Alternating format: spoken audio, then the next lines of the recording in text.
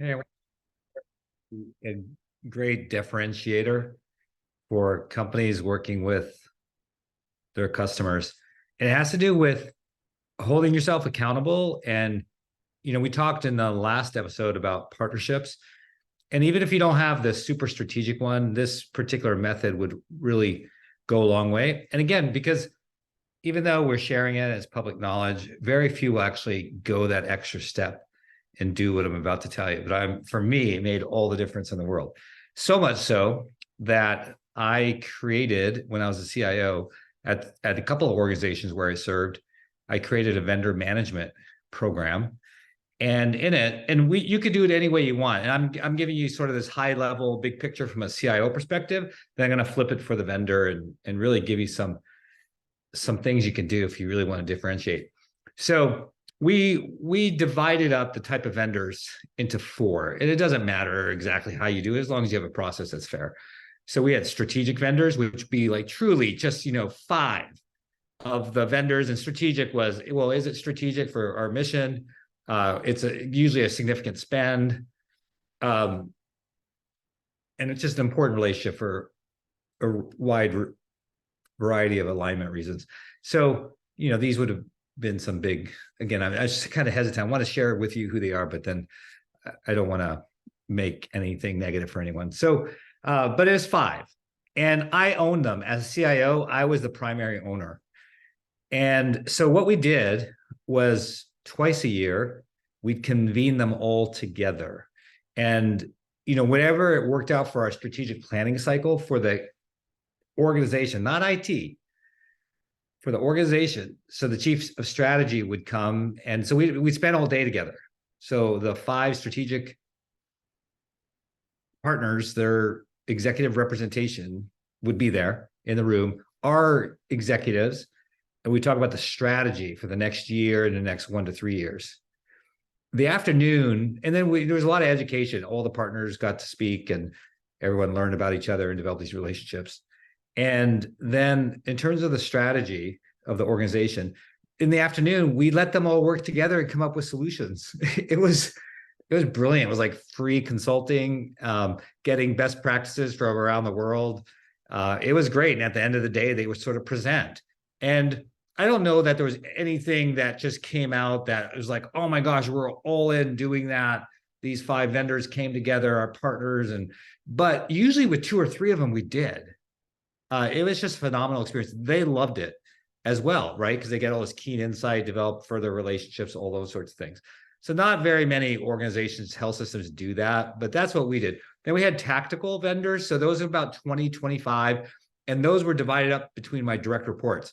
So you were a tactical vendor, you were pretty important. So you were having regular cadence meetings with a score sheet, balanced scorecard, which is the purpose of this talk, and I'm going to get to it, but again, giving you the big picture first from the CIO point of view. And so those are important relationships, and sometimes a tactical partner could become a strategic partner, and a strategic partner could get regulated, kind of like in soccer, in professional leagues, could get deregulated, regulated back down to a tactical partner. It just depends what's going on and if they're performing and things like that. Then we had emerging partners. These were startups. These were newer companies to our portfolio and that had a lot of potential. And so we had one of us assigned to them. There was a very small number of those, maybe 2 or 3. And then the rest were vendors. So in some cases, they would be managed by a manager or director. But the bulk, 80% of our vendors, that's where they fell. But we had a very carefully curated strategic layer, tactical layer, and emerging. Now, I alluded to already the balanced scorecard. Now I'm speaking to my colleagues on the vendor side. So instead of medals, like Ricky was trying to hand out to everyone, what really makes a difference is having a scorecard. So imagine approaching. So if your customer, your CxO, does not have what I just described, like a formal vendor management program, I think maybe only 10% people do, then the best you can do, and it's still really good, is to approach them about having a mutual scorecard. Now, some could get offended by that. So, you play it the way, you feel it with that particular customer. Sometimes they just want to score you. I always think that's bad. That's not good business. I think it should go both ways. That's why I say both. So have a scorecard, and on it should be aligned with the strategy of that organization. So I always try to keep things to a page, keep it really simple. I remember one organization, just to keep peace with my CFO and I think he had the SVP for supply chain reporting to him. He had his own form, and it was like 3 or 4 pages. It's complicated, but I used it because for political reasons, and it worked fine. It's just a little too cumbersome for me. But if you keep it to 1 page, it's great. So at the beginning of every year, you do account planning. So I know that you as a vendor already do that, but may not be shared with the customer. So I'm suggesting you share with the customer, and it's based on what the customer's needs are, right? What's their strategy? So you get to have this strategic conversation, even though you might not be a strategic partner.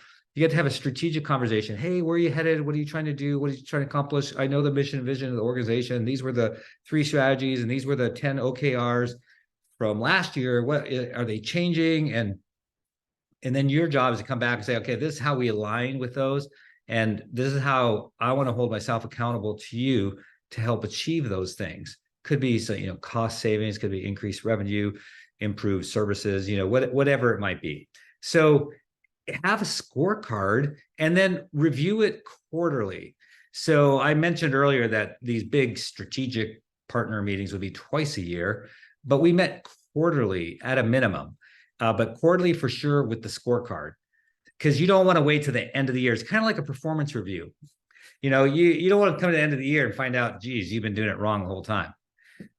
So quarterly, you can make adjustments. Plus, strategy does change. Environments change. Different people might leave the organization, new ones come in. So a lot of reasons. And then again, from vendor point of view, it gives you a quarterly meeting with substance. And because I know the struggle, like I can never talk, I can never get with the CxO, I can never get with this person.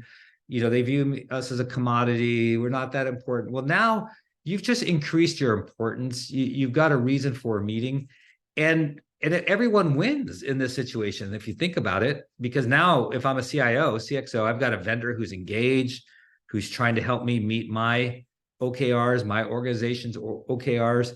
And it's like this sweet matchup. So forget the trophies and trinkets and, all the gimmicks. They're just gimmicks. They mean nothing. But a scorecard and the effort that you put into it and holding yourself accountable and being transparent, I mean, it just goes wonders. And it really does read like a performance evaluation. Like, hey, what didn't go so well? What can I do to get better? There's a lot of really good attributes to it that you would just want to do anyways, I would think. So again, the differentiator here is hardly, even though I don't know, we're getting about 300 people watch this, probably 1 out of the 300 will go ahead and do what I just suggested. And so you have a differentiation. Now, again, putting my CxO wig on, if I'm working with a few vendors, and let's just say it's commodity stuff, I'm totally making this up. It's like hardware. And I'm getting my hardware from 3 or 4 different vendors, and they're all about the same. But one of them says, hey, Ed, I really care about this business, and I want to help you succeed, and I want to do this balance scorecard. And I want to know, what's driving you, what's driving the organization. I want to hold myself accountable. I want to come up with 3 things that we can measure and agree on. And I'm telling you, if my team, if we don't hit that, I take it personal, and I'm going to make it right, whatever it's going to take. But you've got my word, and you'll see it every quarter. I'm telling you, as a CxO, I'm going with you, because the other ones are going to make excuses, or they'll just want the PO signed. I'll never hear from them until it's time, to renew or something. So, man, it's like most things in life. It's just, it's the person that goes that extra mile that wins. So that's it. I hope you appreciate that. Look, if you'd like to learn more about Mark's advisory or different things that I do, I mean, just have all this different experience that others have poured into me. So it never ends. It's an endless tap. And if you want to work together, I'm really open to it. You can check out my website at marksadvisory.com. And up there, you'll find out, a couple of different things that I do and how I work with vendors, helping them succeed in the marketplace and have a better experience.